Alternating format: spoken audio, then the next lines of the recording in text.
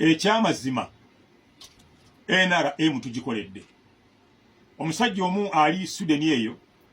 yagambye nti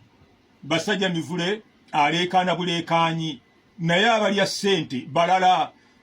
bowulira NRM ngerina bekozesa okulekana abo baba tebalya ssente teyalimbye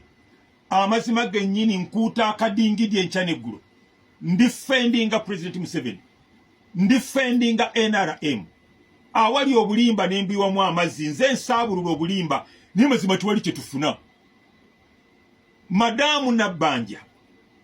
mukwano gwaffe omulungi Prime Minister naffe babasajja Mivule mutulowoozeeko amazima gennyini nina programu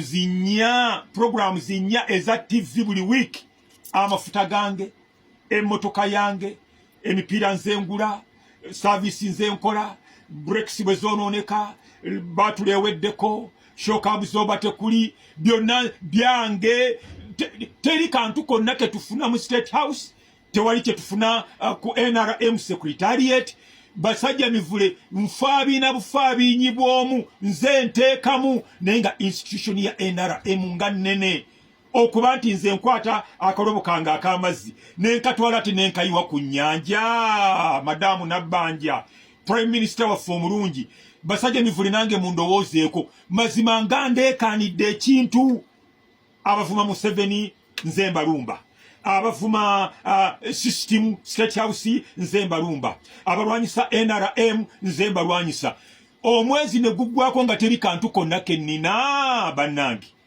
Mikwano gya NRM mikwano gya President Museveni basajja Mivule mbalaajanira mundowoozeeko mubeeko ke mumpaayo nange mbeeko kendya sirina kaadi y'amafuta nze neteekamu amafuta ate bwe ngenda ku radio ezo bwe ngenda ku TV otegera ensonyi zinkwata ne ku TV ovayo nga omwana omuwaddeyo kacyayi gwate akutuuziza essaawa 2 namba akuwadde programu ya bwereere NRM tezisasula n'ovayo nga tolina kakopo ka cyayi k'omuwaddeyo byonna biva mu nsawo yange. Mbeegayiridde munyambe mubeeko ke mumpa nange manye nti buli wiiki oba buli mwezi nina akantu kenfuna akava mu ofisi ya Nabbanja akava mu State House nze nazza gwaki gwe mutawa ku ssente